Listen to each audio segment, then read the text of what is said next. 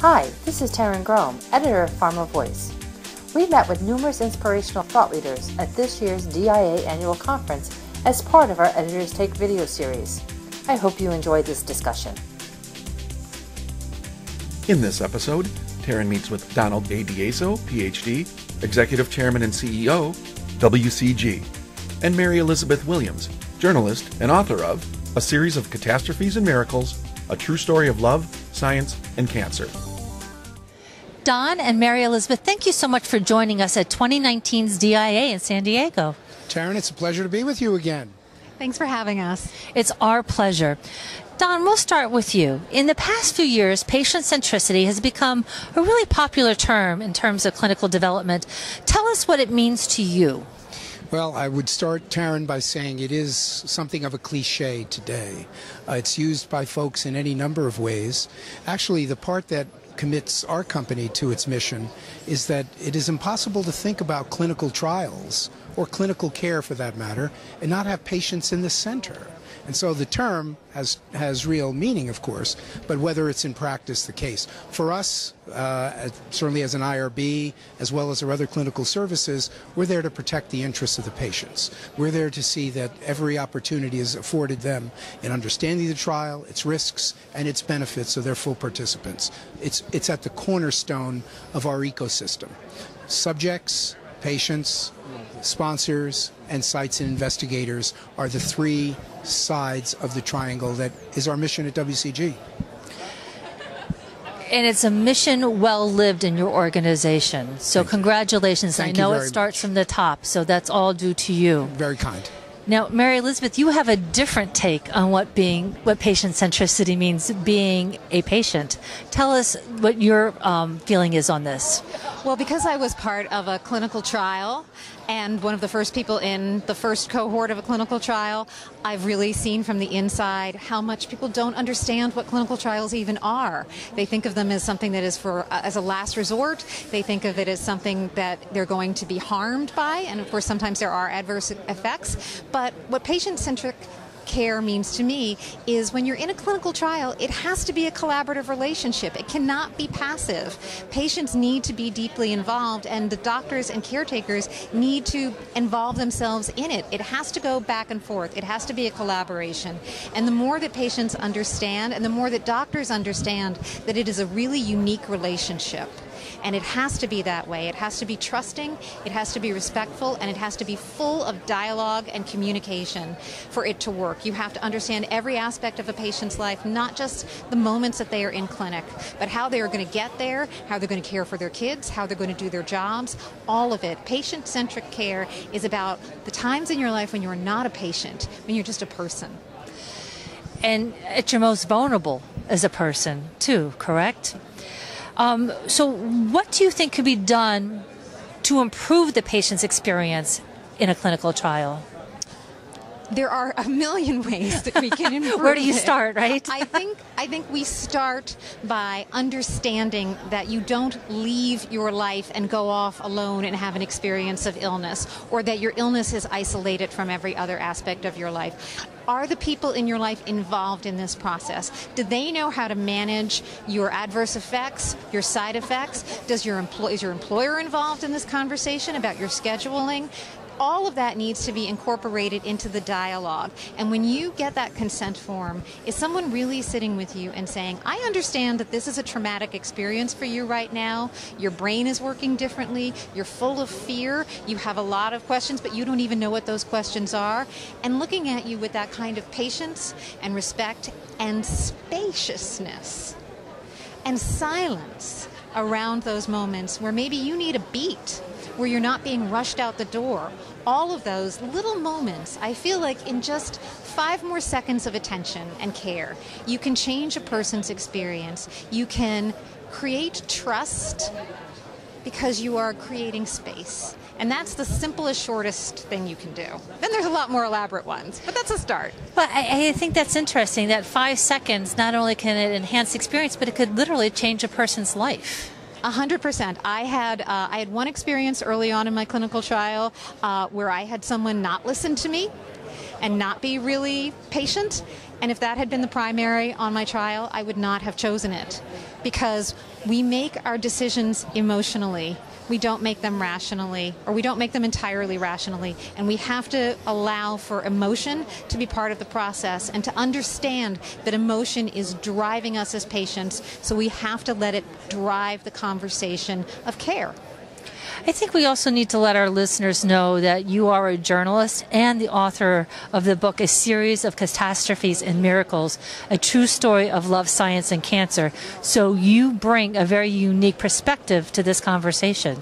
Well, what I try to do is I called it that because I want to make it clear that this is not just a success story. I'm so happy to be alive, but I also absolutely represent all the people who aren't.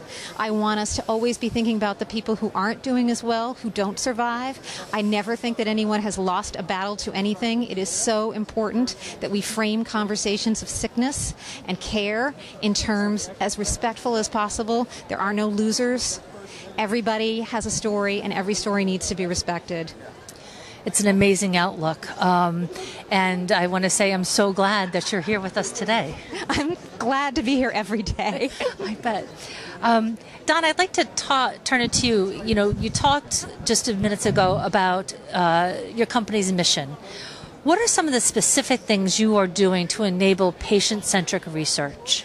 Well, let's start with a simple view that patients are scared when they're facing a disorder and a condition, and they're invited to participate in a trial. The whole notion of being the first in human of a drug with a list of adverse effects, that's a scary proposition. It goes all the way through to the end of the trial. You know, what's shameful today, and I say this to the pharma industry, is that a patient volunteers to be in a trial. The trial is concluded. Do you know that they still never receive results of that clinical trial? They never learn that the trial was a success, whether it was a cut short, what adverse effects may have been involved. They're never given closure. So, in short, barely a thank you for participating in the trial. When one stops and thinks about that, and you'd say, gee, that's not an environment that's patient-centric. In fact, I couldn't think of an environment that would discourage people more from having the courage to volunteer. So we've got changes to make in this industry. And I think sponsors have got to stand up to this, that the rules by which they governed involvement of patients in the past have to end. For us, we stopped thinking of them as subjects. That's a bad word in this field. And it's about time we all rise to that. That's number one. Number two, let's be respectful. These people have taken enormous risks to help science and to help other people with the same condition. They're entitled to know the results of the trial in which they've participated, and in a prompt way. That's the least we can do. Informed consent should be clear, not 60, 80, or 80 pages of legal ambiguity and gobbledygook. It should be crisp, sharp. People deserve to understand. When we reach those points in the drug industry, we will really be patient-centric. Until such time, I submit to you, it's probably a cliche.